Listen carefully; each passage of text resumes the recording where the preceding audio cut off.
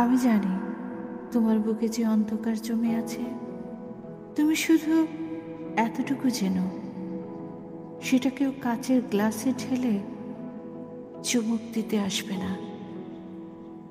দুঃখকে তোয়ালে দিয়ে মুছে সুগন্ধি বানানোর মতো অলৌকিক কাজ মানুষেরা শেখেনি কখনো।